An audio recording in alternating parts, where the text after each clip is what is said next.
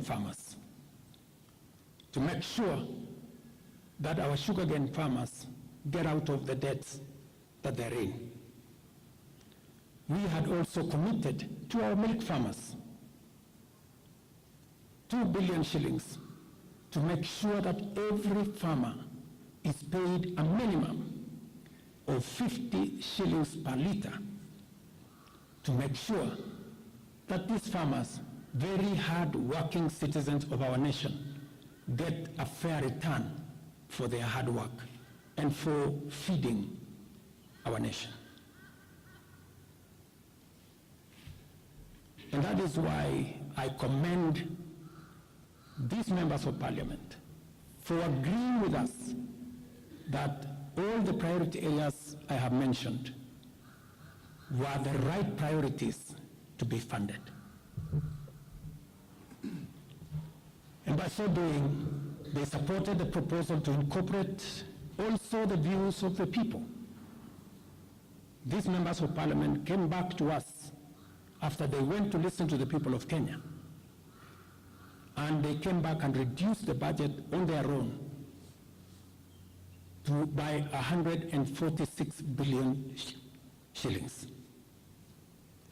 Notwithstanding all these concessions, it has become evident that members of the public still insist on the need for us to make more concessions.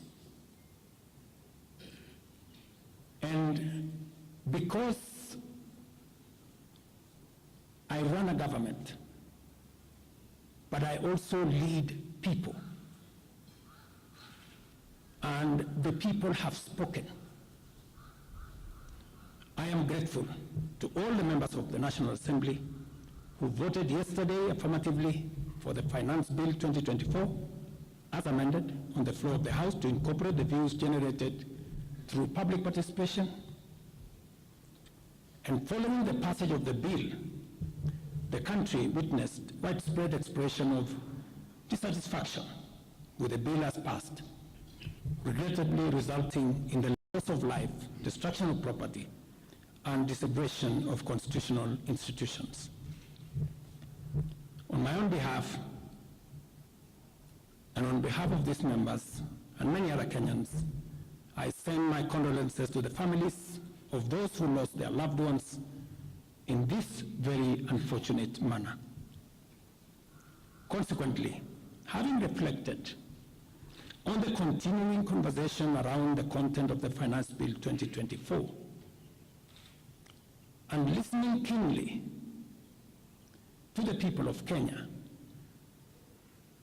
who have said loudly that they want nothing to do with this Finance Bill 2024, I concede, and therefore I will not sign the 2024 Finance Bill, and it shall subsequently be withdrawn, and I have agreed with these members that that becomes our collective position.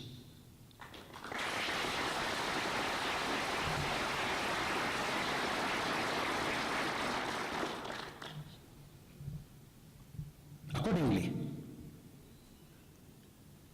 there is need for us as a nation to pick up from here and go into the future. And I am therefore proposing that because we have gotten rid of the Finance Bill 2024, it is necessary for us to have a conversation as a nation going forward. How do we manage the affairs of the country together? How do we manage our debt situation together? How do we work on the budget with the deficits that now exist together? And as I committed last Sunday, I will be proposing an engagement with the young people of our nation, our sons and daughters, for us to listen to them, as I said on Sunday, listen to their views, listen to their proposals, their ideas, their concerns, and what they think we should do better as we go forward. I am also recommending a multi-sectoral, bipartisan, multi-stakeholder engagement from civil society, religious organizations, professional bodies, for us as a nation to speak to the future of our country, again, together. And this will be on matters that are contained in the bill and matters that the people of Kenya have canvassed in the conversation that has been going on. In this regard as well, I am directing for immediate further austerity measures to reduce expenditure, starting with the Office of the President, the entire presidency, and extending to the entire executive arm of government.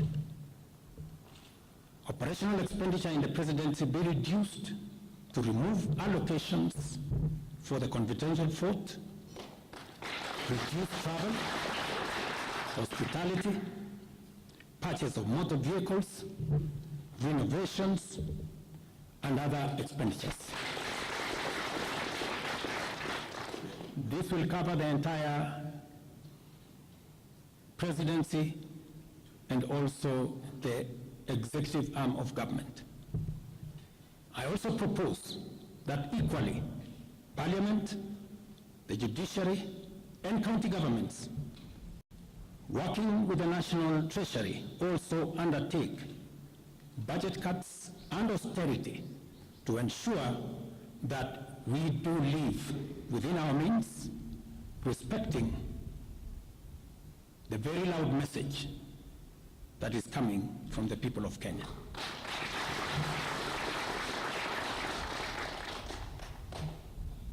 And let me confirm that I have discussed with many stakeholders. I will be meeting some of them shortly after this meeting on charting a way forward that makes sure that we carry the whole nation in this very important journey as we go into the future as a country. Let me also confirm that as we deal with austerity, the loud message on dealing firmly, decisively, and expeditiously with corruption is a matter that we have discussed and we have agreed that it will take the front banner as we go into the future. We will continue to do this and carry out this very important conversation. And I want to remind us that we should proceed within the foundational principles upon which our nation is founded, namely constitutionalism, adherence to the rule of law, and respect for constitutional institutions. We must continue to operate within the parameters of the law. I thank you.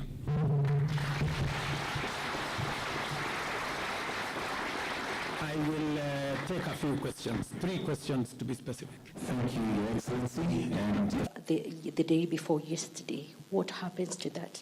Second, there were young people who were killed during the demonstrations. What do you speak of that as the head of state? Thirdly, how do we move forward on the budget cuts, especially now that you've said that we're going to have austerity measures, yes, but how then do we secure development? Thank you very much. Please. No, it's okay. So I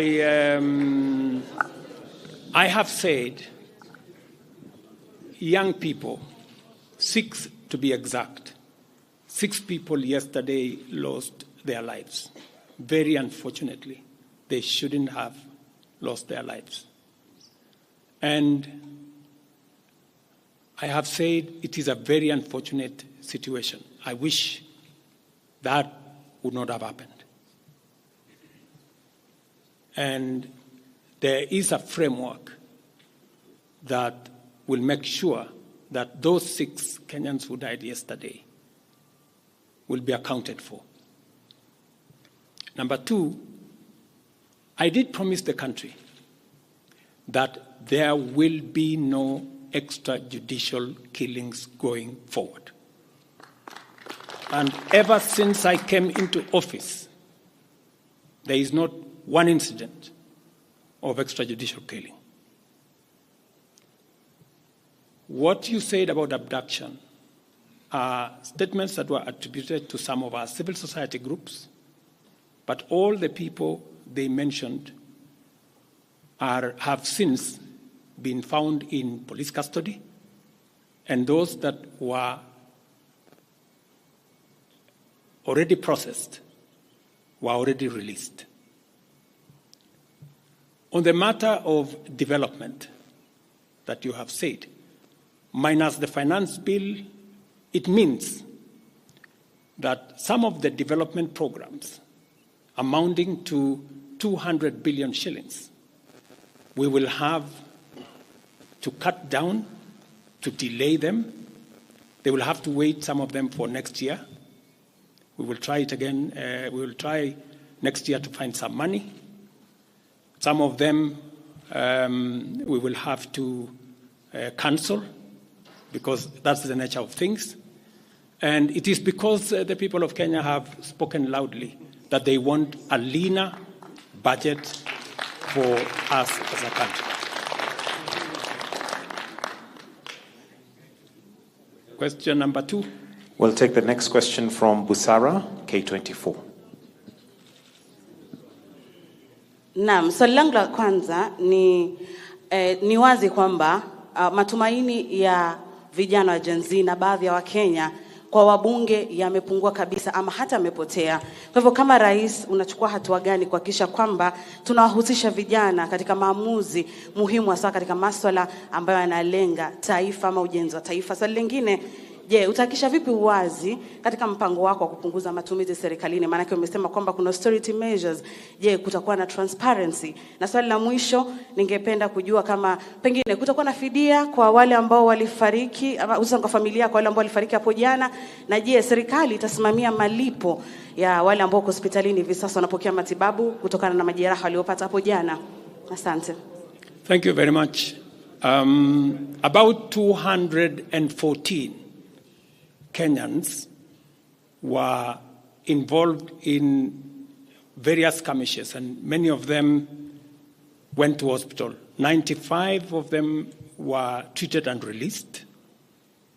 Some of them, I think one is still in ICU, and others, I think 14, the minister is here, are still in hospital. But majority of them were treated and released yesterday. As I have told you, on those who lost their lives, there will be a mechanism of how they will be accounted for. On the young people whom you have said, how do we listen to them? Let me say the following. Number one, I did make a very clear, determined program to create opportunities for young people to work. It was in our manifesto. It is in my plan. As I talk to you, 3 of the programs are going on. The housing program today has 160,000 young people working as engineers, as architects, as quantity surveyors, plumbers, masons, carpenters, artisans, transporters, accountants. We have 160,000 young people working because I did take the decision that if we don't deal with millions of young people out of school, out of college, who have certificates and they don't have jobs, they will soon become a very big challenge for us as a country, as we are witnessing at the moment. All the young people you see, they are looking for opportunity. They are looking for jobs.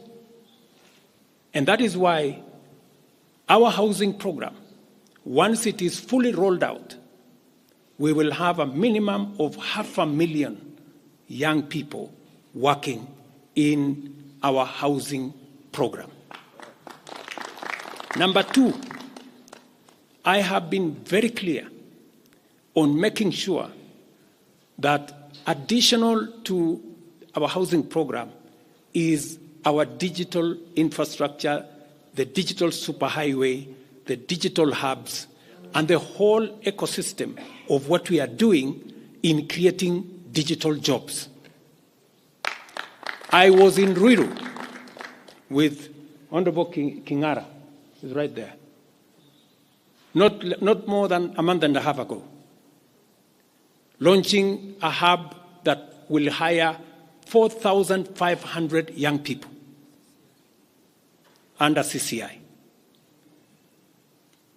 In this budget, we had added 10 billion shillings to CDF for them to be able to construct ICT hubs in each ward in the Republic of Kenya. That would give opportunities for 200 to 300 young people in every ward to access internet, to be trained, to have a hub, and to monetize their digital skills. We will still find another way of implementing this plan, even if we have to cut back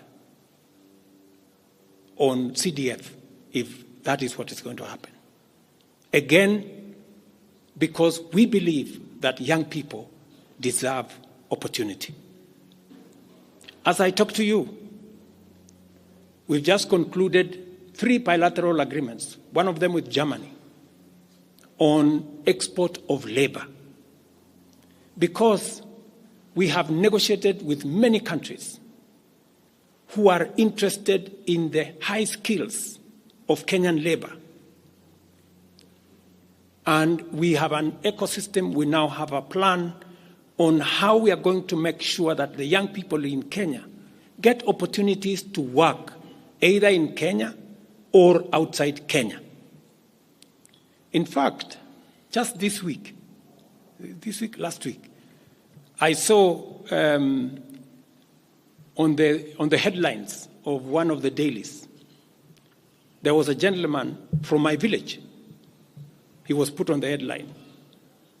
And he said he operated from where I used to operate, selling chicken. That's why they put him in the headline. And his complaint was, you see, the president has not done well because in this village, many people are going to look for jobs outside Kenya. That gentleman did not know that those people in our village that have gone to Saudi Arabia or UAE, I am the one who supported the program for them to go as part of the export of labor. So he thought that those people were going away because there were no jobs in Kenya. But it is part of this plan I have kept on talking about, because I think it was called Misoy or somebody. If you go and check the headline, I think of last week, Thursday or Friday, he was there. He didn't know, the good young man, that I think we have almost 500 or 400 and something people around that village that have actually gotten jobs outside Kenya. And they are changing that village. And that is actually an admission by that gentleman that our plan on export of labor is working. And number two, that when we committed ourselves to making sure that we create opportunities for young people to work, we meant it. So we have a program on housing, we have a program on digital jobs, we have a program on export of labor, we have a program on the whole manufacturing sector. Let me give you another example. Now I'm talking this as a leader. We deliberately, last year, said we cannot continue to import products that we can manufacture in Kenya. One of them was clinker, cement, furniture, steel. What has happened the last 1 year? Very many, in fact 5 to be specific, companies have sought licenses in Kenya to do clinker, to do cement. And last year, because of what we did, we reduced the import of clinker by 95%. We saved foreign exchange, we created jobs locally.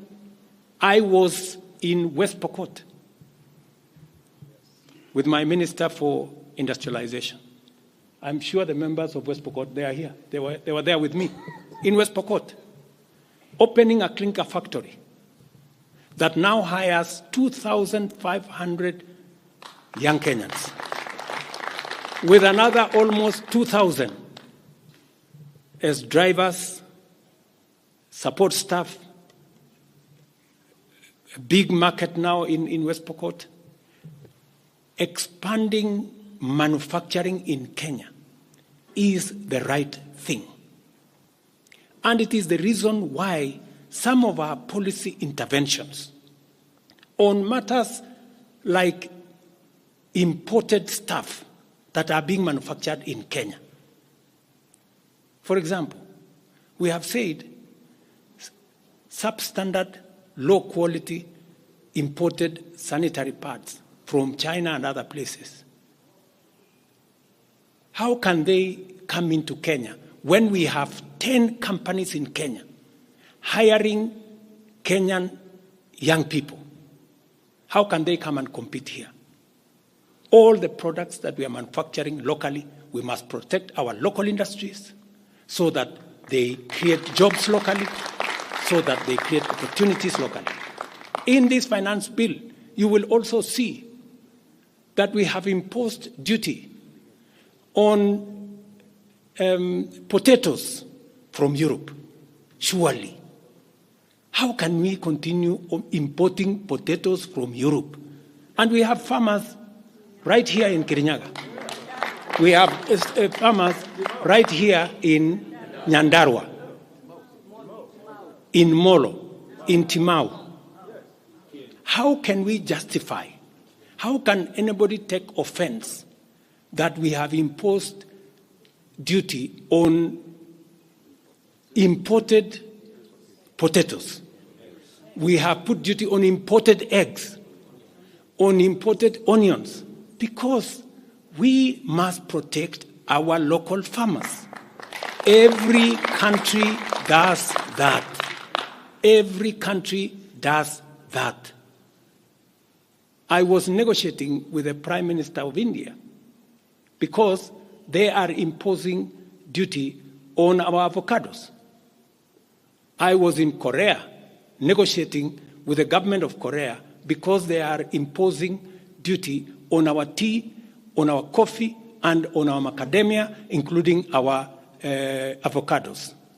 Every country does that to protect their market, unless there is a mutual agreement. So these are amongst the things we are doing to make sure that we grow our local manufacturing. create local jobs, create local wealth. That is how we are going to move forward as a country. We cannot continue to be a supermarket for other people's factories. It is important that we also produce our own products. Our young people can produce products in Kenya which are of high quality, which are of international standard, and we can do that. So I just wanted to clarify this point because it is addressing the young people of our country. And I am looking forward to a conversation with my sons and daughters, the young people of this nation, to explain to them the opportunities that they have. And I want to listen to them. What additionally do they want me to do? What can we do better? And how can we move the country forward together? Thank you very much. Thank you, Excellency. That marks the end of the question session. Thank you very much, Your Excellency.